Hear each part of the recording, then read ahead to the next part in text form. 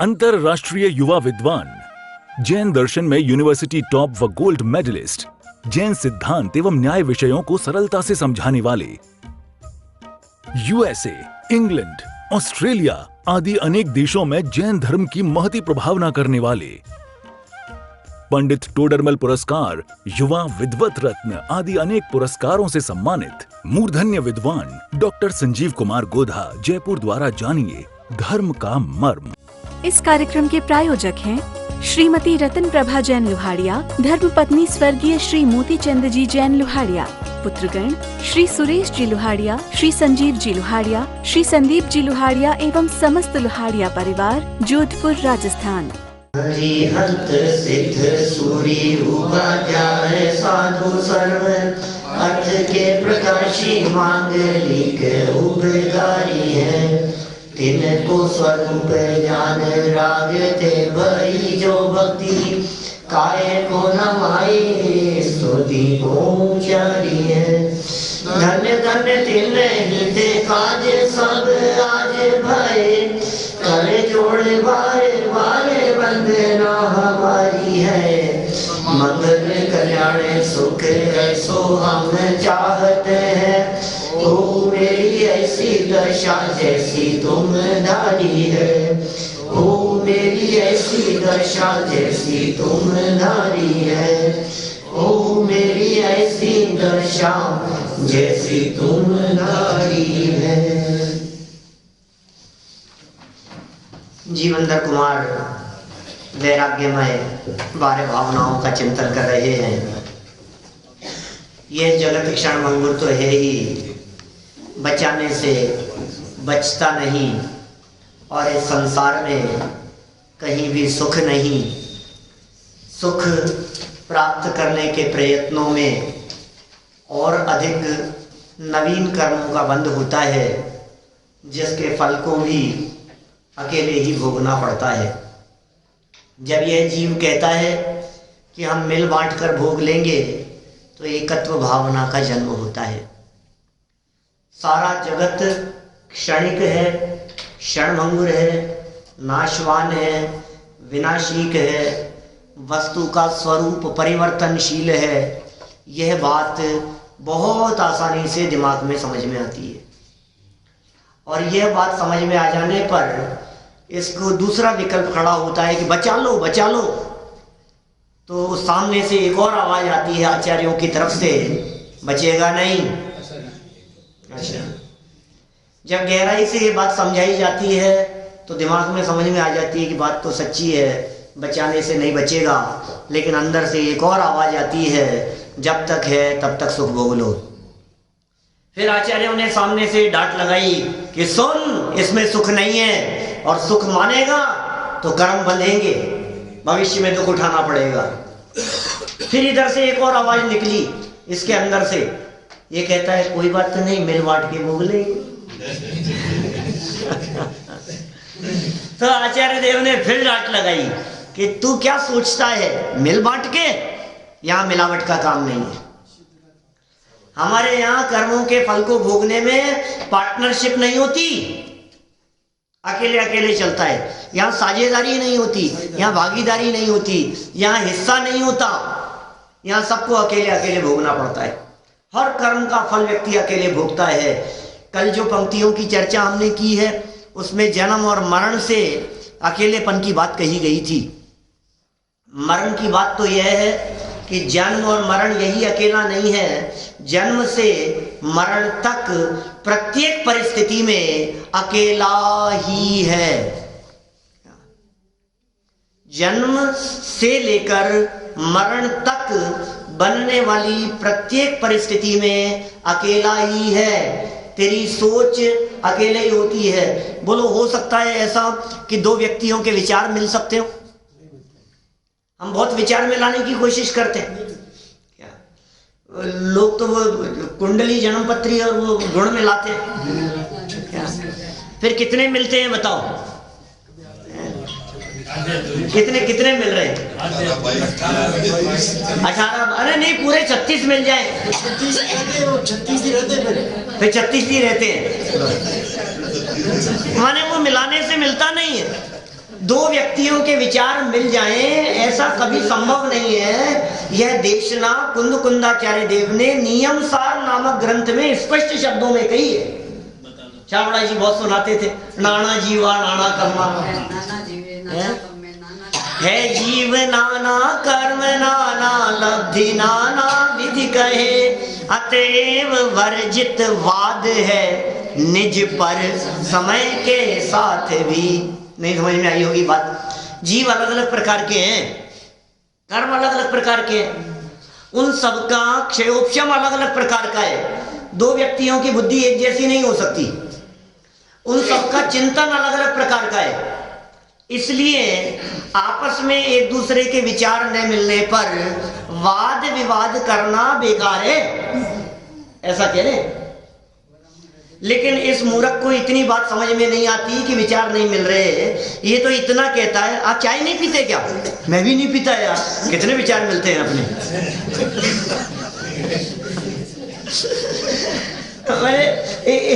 एक वाक्य में एक टेबल पर सामने बैठे हुए और आप भी चाय नहीं पीते सब। मैं भी नहीं पीता चाय। गजब यार, अपने विचार कितने आपस में मिलते हैं। वाह रे वाह। ये कह रहे हैं आचार्य देव दो व्यक्तियों के विचार मिल ही नहीं सकते, कभी नहीं मिल सकते, असंभव है। असंभव कह रहा हूं, असंभव। ये आचार्य देव की पंक्तियां हैं, शास्त्र सामने रखा हुआ है, जनवाणी सामने रखी हुई है। असंभव है 100% विचारों का मिलना। अब ये कहता है पिता पुत्र के हमारे तो विचार ही नहीं बनते, पति पत्नी के हमारे तो विचार ही नहीं बनते, इनके तो भाई भाइयों के अंदर बनती नहीं। अरे बनेगी कैसे? अलग अलग जगह से आए हैं और अलग अलग जगह पर जाना है। सबके कर्म अलग अलग है। अब आप कह रहे हो बन नहीं रही है, बन नहीं रही है, बनेगी क्या? नहीं नहीं साहब, हमारी तो बहुत बनती है। ये बहुत बनती है तो भी नहीं बन सकती है 100%। क्या? क्योंकि सोच दो व्यक्तियों की एक जैसी नहीं हो सकती। दो व्यक्ति एक जैसा नहीं सोच सकते।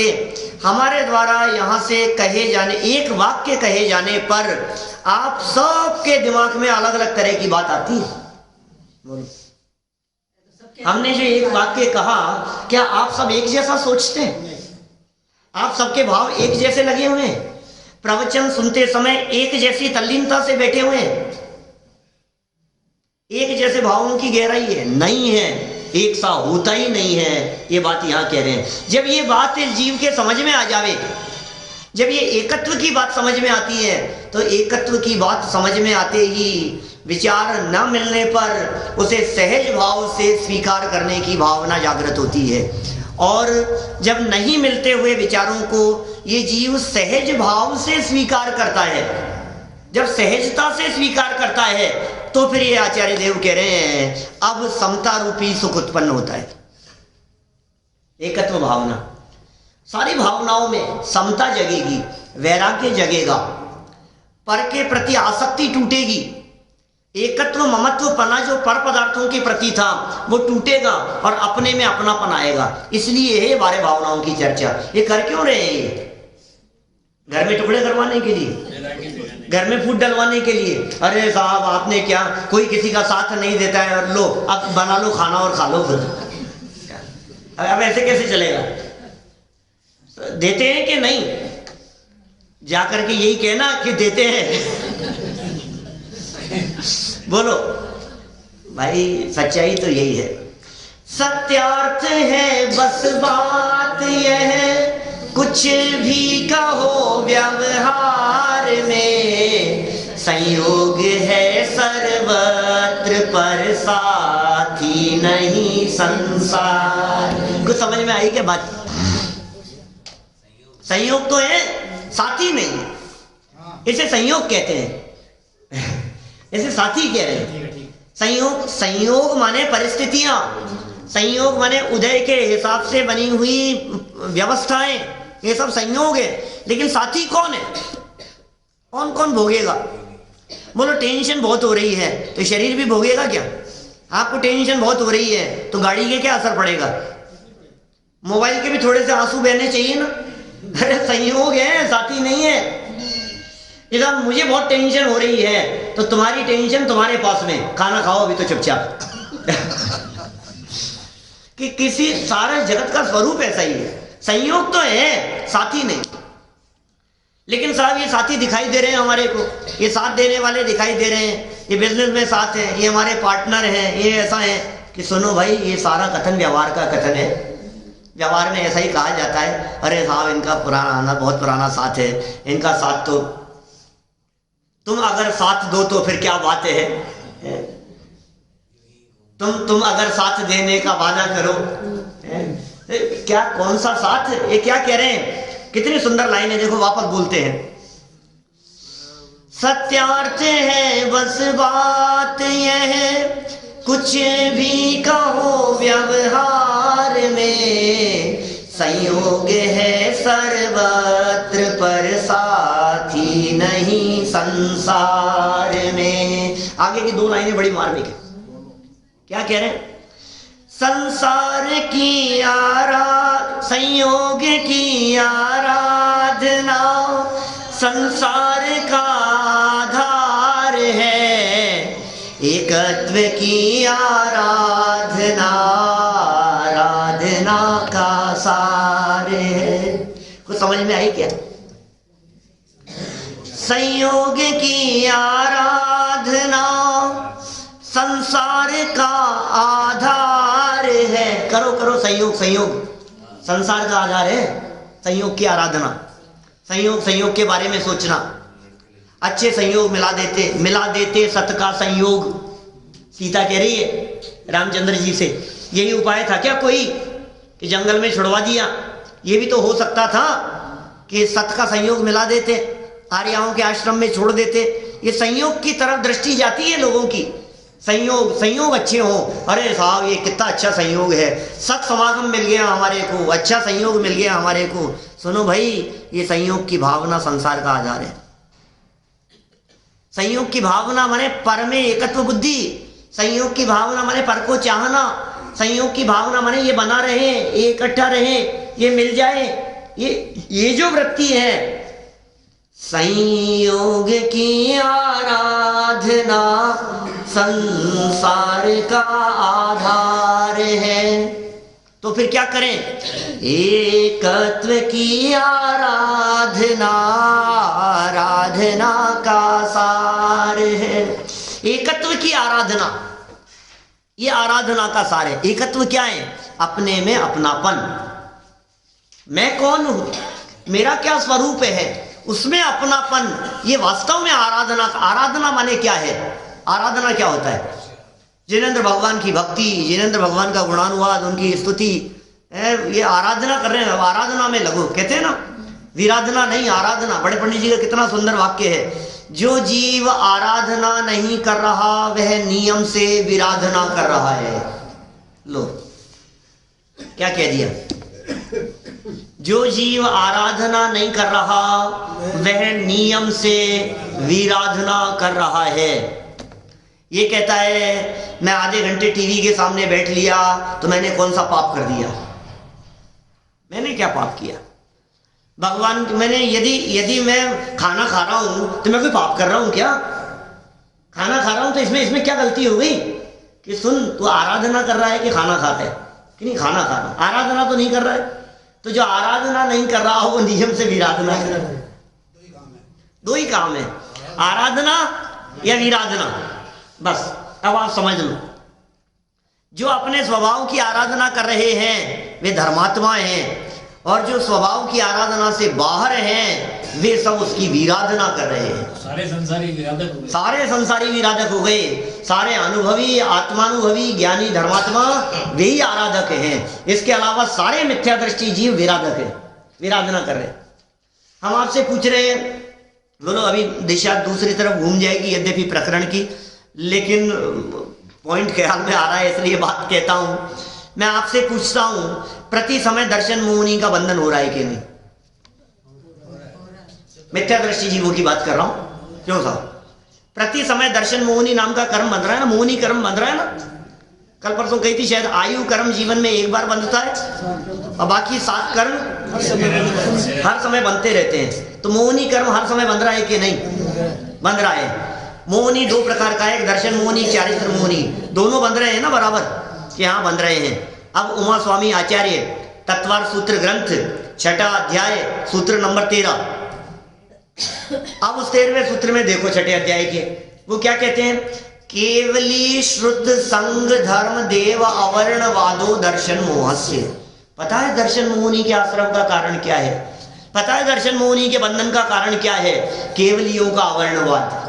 तो आ गई ना बात, विराधना। केवलियों का अवर्णवाद, श्रुत का अवर्णवाद, संघ का अवर्णवाद, धर्म का अवर्णवाद, देव का अवर्णवाद, ये दर्शन मोहनी कर्म के आश्रम के कारण है। इनसे दर्शन मोहनी नाम का कर्म बंध रहा है और हर समय बंध रहा है। तो इसका मतलब तू हर समय केवलियों की विराधना कर रहा है। तो विराधना का स्वरूप भी समझा देना। क्या हर समय केवलियों की विराधना कर रहा है? हर समय ऐसा हो रहा है। अभी मैंने इस विराधना और ये दर्शन मोहनी के बंधन के कारणों में, यद्यपि काफी समय हो गया, 10 महीने 11 महीने हो गए, सोनागिर में लिया था। देश में तो बहुत जगह चलाया है, अपने यहाँ भी बहुत चलाया था। 5 प्रवचन है, यूट्यूब पर अवेलेबल है, अवर्णवाद के नाम से, प्लेलिस्ट पर। अवर्णवाद, क्या अवर्णवाद हो रहा है? तू मानता नहीं है ना। भगवान कह रहे हैं एक द्रव्य दूसरे द्रव्य का कर्ता नहीं है। भगवान कह रहे हैं कि सब द्रव्य स्वतंत्र है। भगवान कह रहे हैं कि देह पर तेरी चलती नहीं है और तू उनके विपरीत चलता है, उस बात को स्वीकार नहीं करता, तो उनका अपमान नहीं कर रहा है, तो और क्या हो रहा है? वे कह रहे हैं पर पदार्थों में सुख नहीं है। जिनवाणी ये कह रही है विषयों में सुख नहीं है, धन में सुख नहीं है, भोगों में आनंद नहीं है। जिनवाणी तो कह रही है आनंद नहीं है और तू कहता है कि नहीं मुझे तो मिल रहा है, तो तू झूठ बोल रही है। जिनवाणी तो अपमान कर रहा है जिनवाणी का। या वर्णवाद है, ये बेइज्जती है। ये अनंत भगवान की, अनंत सर्वज्ञ परमात्माओं की, अनंत केवली भगवानों की ये विराधना है। तो जो जीव आराधना नहीं कर रहा वो विराधना कर रहा है। एकत्व की आराधना, आराधना का सार है। एकत्व की आराधना वही आराधना का सार है। भाई साहब सुनो, जिसको तुम अपना बनाने की कोशिश करते हो वो अपना नहीं बने तो इसमें कौन से आश्चर्य की बात है? जन्म से लेकर मरण तक जिसे अपना समझकर सब कुछ करते रहे वही साथ छोड़कर चला जाता है। वही अपना नहीं हुआ तो दूसरा कौन सा? यही अपना नहीं हुआ। जिसको खिलाया पिलाया, जिसको नहलाया, जिसको तैयार किया, जिसके ऊपर से बहुत पॉलिश की, क्रीम पाउडर न मालूम क्या क्या ऊपर से लिपापोती की बहुत ज्यादा, लेकिन उसके बावजूद भी खूब बादाम खिलाए इसको, फिर हो गया क्या ये अपना? कि सुन, जितना हमने शरीर का ध्यान रखा, हम तुमसे पूछते हैं क्या शरीर ने उसका शतांश भी, अनंतवा भाग भी तेरे बारे में विकल्प किया? तो ध्यान रखना छोड़ दे। बिल्कुल बात तो ऐसी है। बिल्कुल, जो जीव आराधना में लगते हैं उनका उपयोग इधर से हट जाता है, और जिनका उपयोग इधर से हटता है उन्हें देह के छूटने पर, देह की परिस्थिति प्रतिकूल होने पर तकलीफ का वेदन नहीं होता। मुनिराज भोगते सुख की घान, पता है आपको? ये आत्मानुशासन की लाइनें हैं, गुणभद्र आचार्य देव ने आत्मानुशासन में लिखी है। हमने ग्रंथ पढ़ते समय आपको याद कराया था पद्यानुवाद, याद भी होगा सब आपको। निर्धन जन धन बिना दुखी, अरु तृष्णा से दुखमय धनवान, सभी भोगते कष्ट मात्र, मुनिराज भोगते सुख की खान। वही जो संसार अनुप्रेक्षा में ये बात पढ़ी ना अपन ने 2 दिन पहले, क्या बात पढ़ी थी? दाम बिना निर्धन दुखी, तृष्णा भय धनवान। ये जो लाइन पढ़ी है भाई, इसका अनुवाद जैसा दिखता है इसी का अनुवाद। इसका वो उसका इन्होंने लिया है। गुणभद्राचार्य देव ने तो बहुत पहले लिखा। वे क्या कह रहे हैं? निर्धन जन धन बिना दुखी, अरु तृष्णा से दुखमय धनवान, सभी भोगते कष्ट मात्र। निर्धन हो चाहे धनवान हो, सभी भोगते कष्ट मात्र, मुनिराज भोगते सुख की खान। सिर्फ एकमात्र इस जगत में दिखाई देने वाले मुनिराज ऐसे हैं जो सुख की खान को भोगते हैं। और वे मुनिराज कैसे हैं? जिनकी दृष्टि संयोगों पर नहीं है, जिनकी दृष्टि स्वभाव पर है। दृष्टि स्वभाव पर होती है तो संयोगों का होना और नहीं होना कोई मायना नहीं रखता है। दृष्टि स्वभाव पर हो तो फिर परिस्थितियों की तरफ ध्यान नहीं जाता, फिर पता नहीं लगता। आपका उपयोग दूसरी तरफ हो ना तो फिर पता नहीं लगता आपको। ऐसा होता है। रात को मैं पढ़ता रहा, उपयोग ऐसा लगता रहा कि सुबह 4 बजे सोया मैं। बोलो, पता ही नहीं लगता। तो कभी कभार होता है ऐसा होता नहीं है इतना लंबा। तो कुछ लेख लिखना था और मन इतना लग रहा था उसमें कि ऐसा मन तो मालूम ही नहीं चला। एक बार घड़ी देखी तो 1 बज गया, फिर सोचा कि नहीं अभी थोड़ा और पूरा कर लेते हैं। दूसरी बार देखी तो 3:30 बज गए। ऐसा होता है। टोडरमल जी को 6 महीने नमक नहीं डाला, पता नहीं लगा। बोलो आप, 6 महीने यहीं की बात कर रहा हूं। सम्यक ज्ञान चंद्रिका लिख रहे थे, गोमटसार आदि ग्रंथों की टीका लिख रहे थे, और टीका लिखते लिखते एक दिन उनकी मां सब्जी में नमक डालना भूल गई। टोडरमल जी भोजन करके आए और अपने काम में लग गए। जब मां ने भोजन किया तो पता लगा आज तो सब्जी में नमक ही नहीं था, और ये खा के चला गया, ये कुछ बोला ही नहीं। दूसरे दिन से जानबूझ के नमक नहीं डाला। क्या साहब, जानबूझ के नमक नहीं डाला। 1 दिन, 2 दिन, 3 दिन, लगभग 6 महीने बीत गए। और अचानक एक दिन भोजन करते हुए टोडरमल जी बोले, क्या बात है, आज सब्जी में नमक नहीं डाला क्या?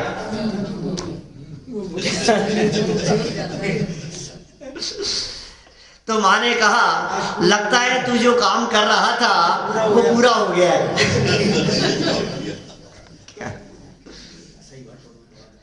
देखो सच्ची बात है कि हाँ, आपको कैसे पता लगा? टोडरमल जी ने वहां से कहा कि तुम्हें कैसे पता लगा कि मैं तो 6 महीने से नमक नहीं डाल रही थी।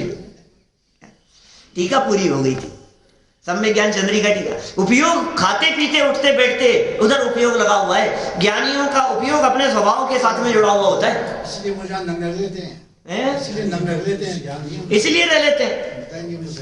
मुनिराज भोगते सुख की खान, आखिर संयोग न होने पर, आखिर जो सुविधाओं न होने पर वे सुखी कैसे हो रहे हैं? उनको क्या मिल गया है ऐसा कि उन्हें कुछ ऐसा मिल गया है जिसकी तुम्हें खबर नहीं है, जैसे तुम पहचान नहीं सकते। बोलो आप, तुम सोच नहीं सकते क्या चीज मिल गई है। वो जो आनंद है ना, वो आनंद कुछ अलग तरह का है, अतीन्द्रिय है वो आनंद, वो अपूर्व है वो आनंद। वो आनंद संयोगों में आ नहीं सकता है, ऐसा आनंद है। ये कह रहे हैं यहाँ पर भाई साहब, ये स्त्री पुत्रादि से क्या आशा की जा सकती है जब शरीर ही छोड़ करके चला गया? हम क्या कहें आपसे। देखो आप 45 नंबर पढ़ना है क्या? 45 पढ़ लें थोड़ा सा। 531 नंबर का पेज है और 45 नंबर का ये श्लोक है। ये कह रहे हैं, देखो, त्वमेव कर्मणां कर्ता भोक्ता च फल संततिः मोक्ता च तात किं मुक्तौ स्वाधीनायां न चेष्टसे। देखो क्या कह रहे हैं, ओहो, तू ही कर्मों का कर्ता और फल परंपरा का भोगने वाला है। कौन करे और कौन भोगे? अरे साहब, हे भगवान अच्छा फल मिल जाए, हे भगवान अच्छा हो जाए। कि तूने किया क्या था ये बतला। तूने क्या किया था? गलत किया था, तो फिर फल अच्छा कैसे मिलेगा?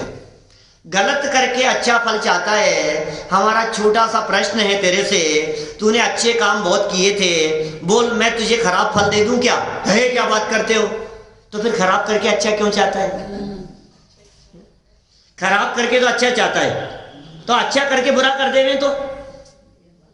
इस कार्यक्रम के प्रायोजक हैं श्रीमती रतन प्रभा जैन लुहाड़िया, धर्मपत्नी स्वर्गीय श्री मोती चंद जी जैन लुहाड़िया, पुत्रगण श्री सुरेश जी लुहाड़िया, श्री संजीव जी लुहाड़िया, श्री संदीप जी लुहाड़िया एवं समस्त लुहाड़िया परिवार, जोधपुर, राजस्थान।